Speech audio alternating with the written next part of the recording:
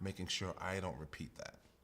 When people say, and I hear it all the time, you know, I'm an alcoholic because my dad was an alcoholic. That's I'm a not drug true. addict because my mom's a No.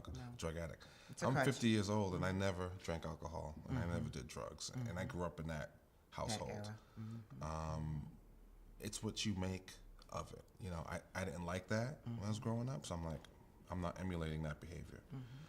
You know, some people's like, oh, it's. I think it's simple. Maybe it might not be simple for others, but if you don't like what somebody's doing to you, why would you in turn do it to them? Right, and you don't have to become a product of that environment. No, you don't. Because I, as well as you, grew up every Friday. My dad, you know, hit the bar, and he'd fall in the door. But that was his life, and it's interesting because now I think about it and I wonder how much was it on post-stress disease, you know, Well, yeah. because he was in the Korean War, his buddy fell on him, died in the foxhole, and I remember I used to see my dad just kicking at night. He'd be drunk and falling on the floor, just kicking, and now I realize that was that post-traumatic stress. Yeah, that post-traumatic stress syndrome is real, Yes, it especially is. for our servicemen.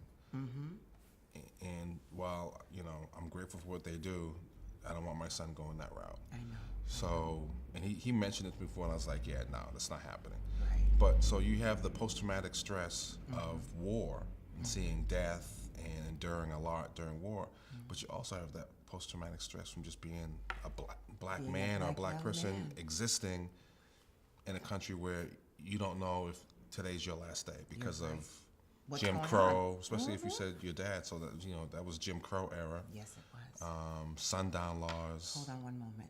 I got to take a 30-second. I'll be back in a moment with this wonderful, wonderful conversation with Mr. Robert Jones. I love this man already. We just kind of get deep into the conversation. So hang tight. Don't turn that dial. Stay put. I'll be right back. So I know it's... Is the camera off? Yeah. All right, I get one of my young men texting me right now, and I bet you he's like, "Can I come over?" Oh, bring him. Down? Is he down? No, come over to my house. Oh, okay.